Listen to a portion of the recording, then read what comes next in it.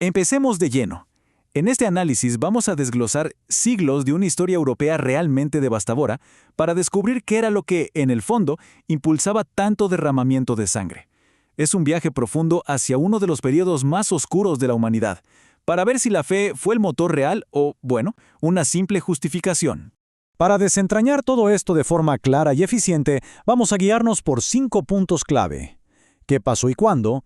¿Quiénes participaron y dónde? ¿Cómo se desarrollaron los conflictos? La verdadera razón política detrás de todo.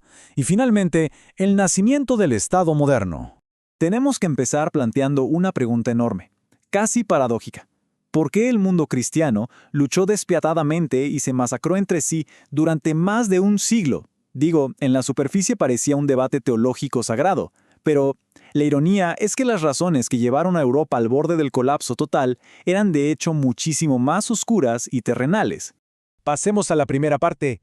¿Qué pasó exactamente y cuándo ocurrió? Vamos a establecer la línea de tiempo.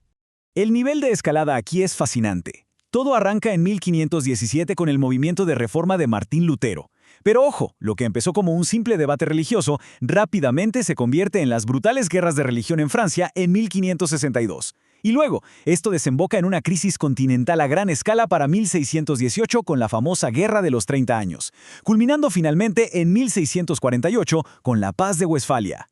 Lo que vemos aquí ilustra perfectamente cómo esas diferencias religiosas iniciales fueron utilizadas como armas casi de inmediato. Los gobernantes de la época, que buscaban una autoridad absoluta, básicamente politizaron la fe para poder librar guerras de Estado. Y claro, esto destruyó por completo el delicado equilibrio europeo, transformando la religión en una herramienta militar pura y dura. Lo que nos lleva a la sección 2. ¿Quiénes participaron realmente y dónde se peleó todo esto? El conflicto arrasó literalmente con el corazón de Europa central y occidental. Estas regiones específicas, muy en particular los inmensos territorios del Sacro Imperio Romano Germánico, lo que hoy es Alemania, se convirtieron en el epicentro de una violencia continua y sin precedentes. Fue una escala tan masiva que reconfiguraría el mapa del continente para siempre. Y aquí está el punto crucial. En la superficie, parecía una simple batalla entre la Iglesia Católica y varias facciones protestantes, como los luteranos o los calvinistas. Pero el verdadero enfrentamiento subyacente era 100% dinástico. Era un choque de titanes por la supremacía política entre la todopoderosa dinastía de los Habsburgo y sus grandes rivales, la dinastía de los Borbones en Francia. Entremos a la sección 3. ¿Cómo se desarrollaron estas guerras en la práctica? Les advierto que la magnitud de la carnicería es asombrosa. Verán, la violencia no se limitó para nada a los campos de batalla tradicionales entre soldados. Los civiles fueron atacados sistemáticamente en eventos de un terror inimaginable.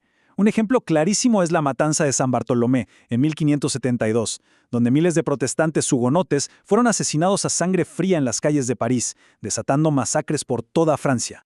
Es absolutamente aterrador darse cuenta de que, en algunas regiones, un tercio entero de la población, o incluso más, fue completamente aniquilado. Y no fue solo por los combates, sino por esos despiadados ejércitos de mercenarios que saqueaban todo a su paso, además de enfermedades incontrolables y hambrunas masivas. Y la guerra dio un giro súper drástico en la década de 1630. Al principio, las fuerzas católicas llevaban la ventaja. Pero cuando la Suecia protestante y más tarde la mismísima Francia católica intervinieron directamente, el equilibrio se rompió. Esto destrozó por completo la supremacía inicial de los Habsburgo y prolongó la destrucción por más de una década. Así llegamos a la sección 4, la verdadera razón detrás de todo esto, que es el poder y la política. Vamos a disipar de una vez por todas esta cortina de humo religiosa. Como vemos en esta comparación, la razón aparente que le daban a las masas era la salvación de las almas y la defensa de la fe.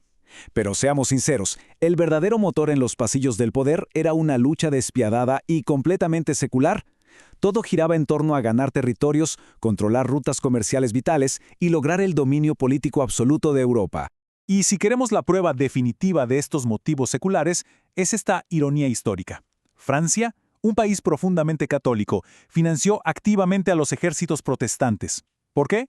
Con el único objetivo estratégico de mantener débiles y fragmentados a sus rivales católicos directos, los Habsburgo. O sea, en el ajedrez del poder, la religión pasó a un segundo plano.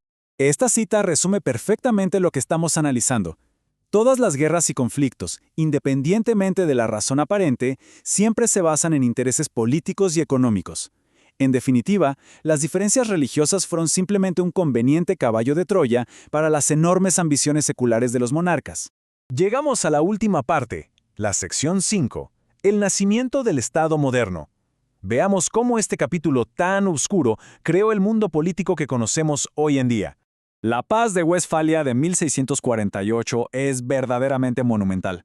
Básicamente puso fin oficial a esa fantasía medieval de tener un único imperio cristiano unificado, y en su lugar dio a luz al sistema internacional moderno, estableciendo de una vez por todas el concepto de estados independientes y soberanos.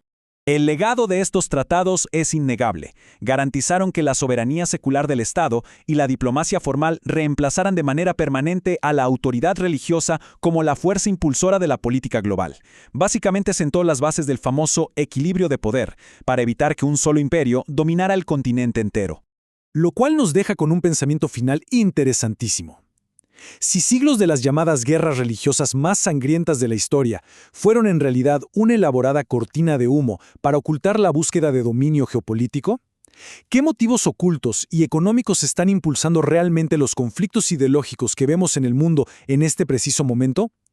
Es algo que sin duda nos deja mucho para reflexionar.